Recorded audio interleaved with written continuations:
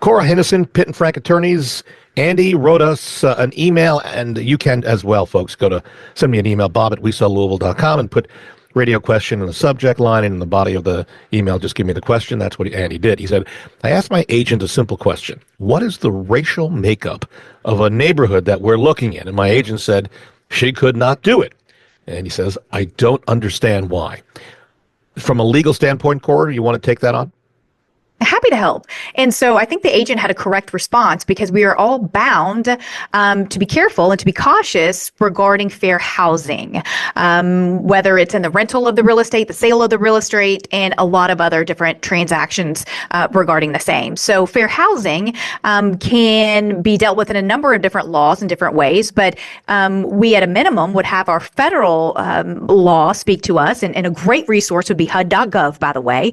And the federal law says there are 7 protected classes under fair housing. And if you are a member of that protected class, you could be a possible claimant in the event someone were to discriminate against you, based on one of those classes. Well, I can tell you right now, race is one of those classes. So the question was, determining the racial makeup of that. And so, again, local ordinances, Metro, I know, has one. A lot of state law may have additional protected classes. The supremacy clause wouldn't allow to take away from the 7 that they've given, but you can certainly add to that, which many have done.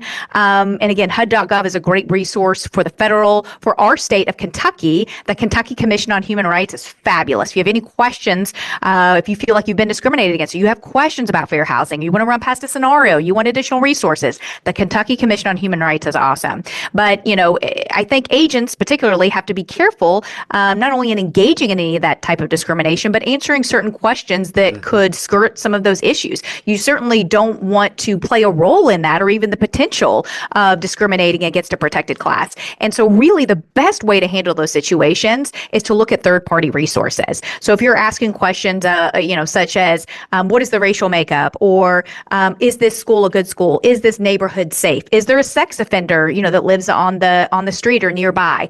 I think that as a consumer, you just have to be aware of your third-party resources that you can look up, whether you're, sticking out certain statistics. If you want to research a school or an area or a crime rates, you can look on the Kentucky State Police website, things of that nature. So I think engaging in that type of research so that you're steering your own conclusions, as opposed to your real estate professional steering those decisions or controlling those decisions for you. They never want to be a part of it. Certainly they don't want to be a part of any discrimination. And if someone, were to engage in that, I'm sure any good agent would be good to dissolve that relationship and move forward, because there's just zero tolerance for that. So hopefully that helps a little bit in a nutshell about fair housing, but that's a law we take very seriously, as does the National Association of Realtors. There's a lot of education that's required amongst the real estate community for fair housing, and we're proud of that. Right. And I should point out, if there are any questions that you have that pertain to race or problems in the community, Google it. These days, there's plenty of information online, as Cora alluded to. I would just go to Google, just do some research, and it'll pop up there. And we are always watching what we say, because we are being monitored. And we always believe someone that could be calling could be from the government, just checking up to make sure we're following correct protocol, just so you know.